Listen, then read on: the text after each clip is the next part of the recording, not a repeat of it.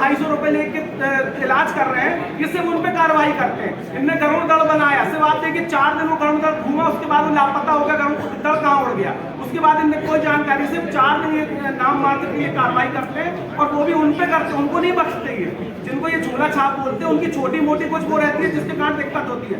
ऐसे ही मैंने एक नितिन अग्रवाल का मैटर उठाया था, उसने गलत इंजेक्शन लगाकर एक महिला का पैर खराब हो गया था। मेरी शिकायत के बाद इनको होश आया कि उसने तो 1 साल से सेवरा में ज्वाइनिंग ही नहीं करी है। इनको 1 साल बाद पता चला कि उन्होंने ज्वाइनिंग नहीं करी है नितिन अग्रवाल ने।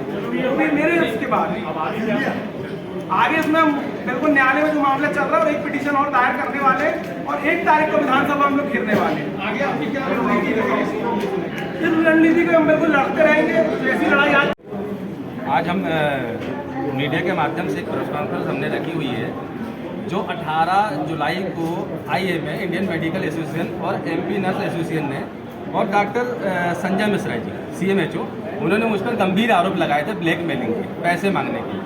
तो मैं कहना चाहता हूँ ये सारे आरोप फर्जी हैं। हमने डॉक्टर संजय मिश्रा जी की 5 बिंदु पर शिकायत की थी। 5 बिंदु ऐसे है कि जिसमें उन्होंने दूसरी शादी की है शासन को बिना अनुमति के, 50 लाख रुपए का मकान लिया उन्होंने शासन की बिना अनुमति से, 7 साल ही अपनी सर्विस से गायब रहे और पेंशन पुस्तिका में छेड़छाड़ की, अवैध पैथोलॉजी वगैरह चलाई। तो इसके शिकायत करने पर हमने माननीय उच्च न्यायालय महोदय जी को अपील की। माननीय उच्च न्यायालय महोदय जी ने लोकायुक्त को नोटिस किया कि तत्काल इनकी जांच की जाए, क्योंकि पहले उन्होंने 3 महीने और फिर उसके बाद 45 दिन का माननीय उच्च न्यायालय ने लोकायुक्त को समय दिया था। जब इन्होंने कोई कार्रवाई नहीं की, माननीय उच्च न्यायालय महोदय जी के आदेशों का उल्लंघन हुआ, तो हमने अपमान का याचिका दायर की। तो माननीय उच्च न्यायालय कड़े शब्दों में लोकायुक्त को कहा कि इनकी जांच की जाए। उसके बाद संजय मिश्रा जी पर विभागीय जांच बैठी। विभागीय जांच जैसे ही बैठी तो संजय मिश्रा जी मुझ पर दबाव डलवाने लगे। मैंने 14 जुलाई को उनके खिलाफ शिकायत किया कि ये लोग मुझे परेशान कर रहे हैं, जान से मारने की धमकी दे रहे हैं और ये सभी 80 हॉस्पिटल के संचालक इनके साथ मिलकर मुझ पर दबाव बना रहे हैं और कहीं ना कहीं इनको राजनीतिक समर्थन है, सपोर्ट है। तो मैं कहना चाहता हूँ कि ये संजय मिश्रा जी ने मुझ पर जो भी आरोप लगाए सब गलत है। डॉक्टर अमरेंद्र पांडे 1 नंबर का झूठा व्यक्ति है। वो बता दें मैं कब उनके हॉस्पिटल गया, कब मैं उनसे पैसा मांगा, कब मैंने उनको कॉल किया।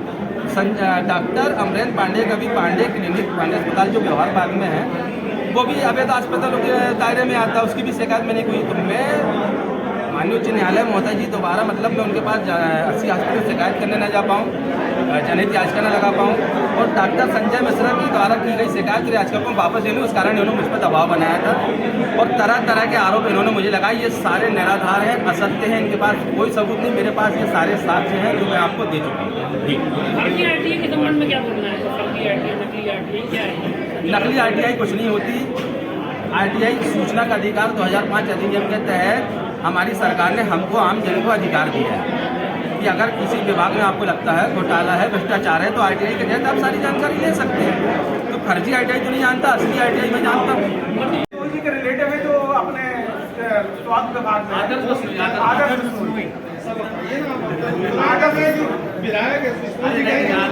बिश्नोई है। और जो लिस्ट की ये बात कर रहे हैं तो नगर निगम में किसी के दबाव में आया भी नहीं कहीं से कहीं तक। और संजय मिश्रा जी की मेरे पास एक रिकॉर्डिंग भी है, वो मोबाइल थाने में जब तक जिस दिन वो आएगा मैं थाने सबसे सामने, जिसमें इनने खुद ये बात कही है कि यार मैं क्या करूं, मैं तो कल कार्रवाई कर दूं। लेकिन और भी जो लोग अधिकारी बैठे हैं वो कार्रवाई करने को रोकते हैं। ये रिकॉर्डिंग है मेरे पास। मैं कहता हूँ आज वो मोबाइल मेरे पास आ जाए तो मैं अपनी सबके सामने जारी कर दूंगा। अरे एक बात पूछना चाहूँगा।